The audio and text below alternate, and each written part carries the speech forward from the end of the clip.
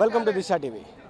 ధర్నా చౌక్ వద్ద టీపీఎస్ సంఘం వాళ్ళందరూ కూడా ధర్నా చేస్తూ ఉన్నారు. తెలంగాణ ప్రాంత ఉపాధ్యాయ సంఘాలు, ఉపాధ్యాయులు మరి విద్యారంగం సంబంధించినటువంటి సమస్యల కొరకు వాళ్ళు ఇక్కడ ధర్నా చేస్తూ ఉన్నారు. అసలు ఎందుకు ధర్నా చేస్తూ ఉన్నారు, దేనికోసం వాళ్ళు డిమాండ్ చేస్తూ ఉన్నారు అడిగేటువంటి ప్రయత్నం చేద్దాం.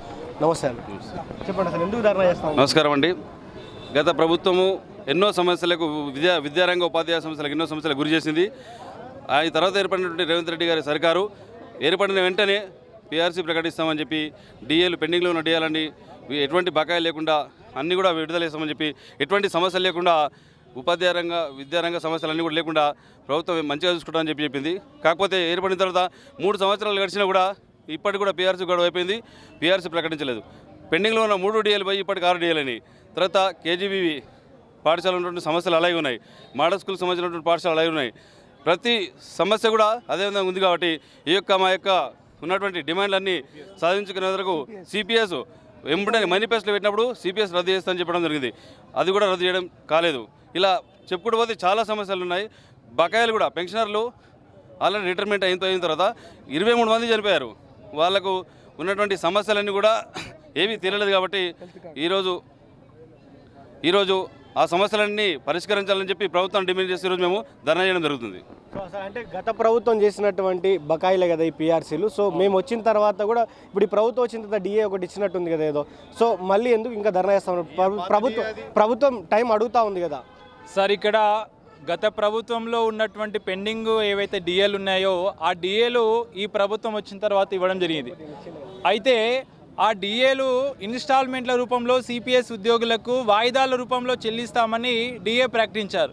అయితే ఆ వాయిదాలు అయిపోయాయి కానీ ఇప్పటి వరకు ఒక ఉపాధ్యాయునికి కూడా డిఏ బకాయిలు రావడం లేదు. మరి ఈరోజు ప్రభుత్వాన్ని తెచ్చుకున్నది ఎందుకోసం అంటే ఉపాధ్యాయులు కానీ ఉద్యోగ రంగాలు కానీ గత ప్రభుత్వం ఇచ్చినటువంటి హామీలు కానీ ఉద్యోగ రంగాన్ని చిన్న చూపు చూడడం వల్ల కదా ఈ ప్రభుత్వం తీసుకొచ్చింది. మరి ఎన్నికల్లో ఇచ్చిన హామీలను మేము అడుగుతున్నాం. కొత్తగా మేము గొంతెమ్మ కోరికలు కూడడం లేదు. ఎన్నికల్లో మేనిఫెస్టోలో పీఆర్సీ మేము అధికారంలో రాగానే 3 నెలల్లో పీఆర్సీ ప్రకటిస్తామని చెప్పారు సార్. 3 సంవత్సరాలు అవుతుంది పీఆర్సీలు వాయిదా పడుతూ ఉన్నాయి. మరి 6 డిఏలు పెండింగ్ ఉన్నాయి. ఇదే కేంద్ర ప్రభుత్వం ప్రతి సంవత్సరము 2 డిఏలు ప్రకటించిన సందర్భంలో 6 డిఏలు పెండింగ్లో ఉన్న సందర్భం సార్. అది మేము అడుగుతా ఉన్నాం. మేము కొత్తగా గొంతెమ్మ కోరికలు కోరడం లేదు. మేము ప్రభుత్వం ఇచ్చినటువంటి హామీలు, ప్రభుత్వం ఏదైతే ఉద్యోగ ఉపాధ్యాయ రంగాలకు ఇచ్చినటువంటి హామీలను అమలు చేయమని కోరుతున్నాం. మేము వెంబడే ప్రభుత్వం రాగానే అడగట్లేదు సార్. 3 సంవత్సరాలు గడుస్తుంది. 3 సంవత్సరాలు దాదాపు కొన్ని వేల మంది రిటైర్డ్ ఉపాధ్యాయులు సార్. వాళ్ళకి రావాల్సినటువంటి బకాయిలు రావడం లేదు. చాలామంది హెల్త్ కార్డు విషయంలోని మేలోనే ఉద్యోగుల అనుమతి లేకుండా ఈహెచ్ఎస్ రూపంలో డబ్బులు కట్ చేసుకున్నప్పటికీ జూలై నెల వచ్చినప్పటికీ కూడా హెల్త్ కార్డులు ఏవి కూడా అమలు కావడం లేదు సార్. ఈ విధంగా చాలా నష్టం జరుగుతుంది. 2003 డిఎస్సి వాళ్లకు ఓపీఎస్ అని, తర్వాత మేము అధికారం రాగానే సిపిఎస్ రద్దు చేస్తామని అనేక హామీలు ఇచ్చారు. కాబట్టి వాటిని ప్రశ్నించేందుకే తెలంగాణ ప్రాంత ఉపాధ్యాయ సంఘం ఈరోజు ప్రశ్నిస్తుంది. వికారాబాద్ జిల్లా వ్యాప్తంగా పెద్ద సంఖ్యలో ఉపాధ్యాయులు పాల్గొని మేము ఉపాధ్యాయ సమస్యలు కాకుండా విద్యారంగ సమస్యలపైన కూడా ప్రశ్నిస్తున్నాం సార్. ఎందుకంటే ఈరోజు అధికారంలోకి వచ్చిన తర్వాత కామన్ ఎడ్యుకేషన్ సిస్టమ్ చేస్తామని చెప్పారు సార్. ఇంతవరకు అవి ఏవి అమల్లో లేవు. మరి అదేవిధంగా రేషనలైజేషన్ ప్రకటిస్తామని చెప్పినప్పటికీ కూడా ఈరోజు విద్యార్థి ఉపాధ్యాయ రేషియో కాకుండా చాలా బళ్ళు మూతపడిపోతున్నాయి సార్. దానికి కారణం ప్రభుత్వం కాదా అని అడుగుతా ఉన్నాం. ఈరోజు విద్యారంగ సమస్యలు కానీ ఉపాధ్యాయ రంగ సమస్యలు కానీ తీర్చడం కోసమే తెలంగాణ ప్రాంత ఉపాధ్యాయ సంఘం ధర్నా చేపట్టింది. కానీ ఇదేదో మా గొంతెమ్మ కోరికలు కాదు. గతంలో ముఖ్యమంత్రి గారు అంటున్నారు, ముఖ్యమంత్రి మొన్న మాట్లాడుకుంటూ నేను విద్యాశాఖకి ఏం అన్యాయం చేసినా, నేను విద్యాశాఖకు న్యాయం చేసినా కదా, సో నేనైనా తప్పులు చేస్తే మీరే చెప్పండి, కొత్త విద్యాశాఖ మంత్రిని మీరే ప్రతిపాదించండి, నేను రాజీనామా చేసి ఇంకొకరికి ఇస్తా అని చెప్తా ఉన్నారు. మీరేం చెప్తారు? అసలు విద్యాశాఖకు ఆయన న్యాయం చేసిండా లేదా? సార్ ఇక్కడ విద్యాశాఖ మంత్రిగా ముఖ్యమంత్రి గారు ఉన్నారు. కానీ ముఖ్యమంత్రి గారు మొన్న మాట్లాడేదంటే నేను అధికారంలోకి వచ్చినాక ప్రమోషన్లు ఇచ్చాను, తర్వాత బదిలీలు చేపట్టని చెప్పాను. అది సాధారణంగా ఒక ఉపాధ్యాయుడికి బదిలీ కానీ ప్రమోషన్ అని కానీ జరిగేటువంటి తతంగం సార్. అది గత ప్రభుత్వం ఇవ్వనందుకే ప్రభుత్వం మార్చారు కదా సార్. ఇక్కడ గత ప్రభుత్వం ఇచ్చినటువంటి హామీలు వారు అవలంబించిన విధాలు నచ్చకనే ఈ ప్రభుత్వం తీసుకొచ్చారు. అంటే ఇక్కడ ప్రభుత్వ వ్యతిరేక అనేటువంటిది కాకుండా ప్రభుత్వం తాను ఇచ్చిన హామీలు నిలదీయడం కోసమే ఈ యొక్క ధర్నా కార్యక్రమం చేపట్టడం జరుగుతుంది. కాబట్టి ఈరోజు ఉపాధ్యాయులు రోడ్డుపైకి వచ్చారు సార్. ఈరోజు దాదాపు కొన్ని వేల మంది ఉపాధ్యాయులు తమ ఆవేదన వ్యక్తం చేస్తున్నారు. కానీ ప్రభుత్వం ఏం చేస్తుందంటే ఉపాధ్యాయులకు మేము అన్నీ చేశాము, మీరు విద్యార్థుల కోసం పనిచేయని మాట్లాడుతుండు. ఉపాధ్యాయుడు అంటేనే విద్యార్థుల సర్వతోముఖాభివృద్ధికి పనిచేస్తాడు.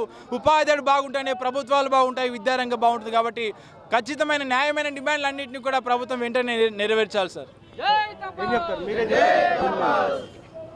ప్రభుత్వం ఎన్నో హామీలు ఇచ్చినప్పటికీ కూడా ఉపాధ్యాయులకు ఉద్యోగస్తులను చాలా అన్యాయం చేస్తుంది. కొన్ని లక్షల రూపాయలు సంవత్సరానికి 2 నుంచి 3 లక్షల రూపాయలు ఉపాధ్యాయులు నష్టపోతూ ఉన్నారు.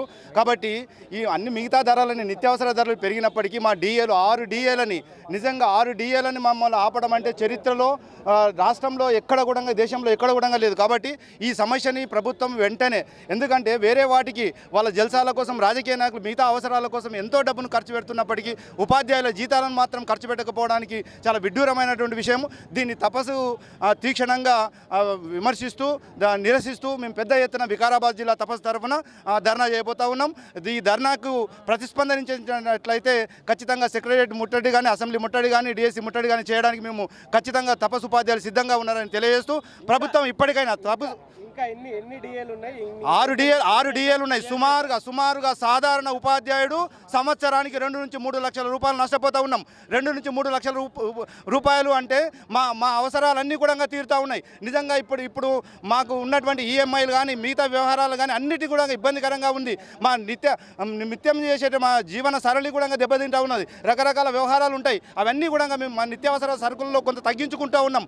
కాబట్టి ప్రభుత్వం మమ్మల్ని భిక్షగాలలాగా చేయకుండా ఖచ్చితంగా ఉపాధ్యాయులను గౌరవించేటువంటి ప్రభుత్వం ఏదైతే ఉంటుందో ఆ ప్రభుత్వం మాత్రమే నిత్య జీవితంలో ప్రపంచంలో ఎక్కడైనా కూడా రాణించబడుతుంది. కాబట్టి ఉపాధ్యాయులను గౌరవించడం నేర్చుకోవాలని రేవంత్ రెడ్డి ప్రభుత్వాన్ని మేమందరం వినవిస్తూ ఒక రకంగా హెచ్చరిస్తూ, ప్రభుత్వంలో మేము భాగమైనప్పటికీ కూడా చట్టాలు తయారు చేసే వాళ్ళు కాబట్టి ఆ చట్టాలు వాళ్ళకు అనుకూలంగా తయారు చేస్తూ మమ్మల్ని ఈ విధంగా రోడ్డు మీదకి తీసుకురావడం వల్ల వాళ్ళు ఖచ్చితంగా మా యొక్క ఉసురు తగులుతుంది ఈ ప్రభుత్వానికని మాత్రం తెలియజేస్తూ, ఈ జాతీయవాద తపస్సు ఉపాధ్యాయ సంఘం దేనికైనా తెగిస్తుందని తెలియజేస్తూ మరొకసారి అందరికీ ధన్యవాదాలు. జై హింద్, జై భారత్.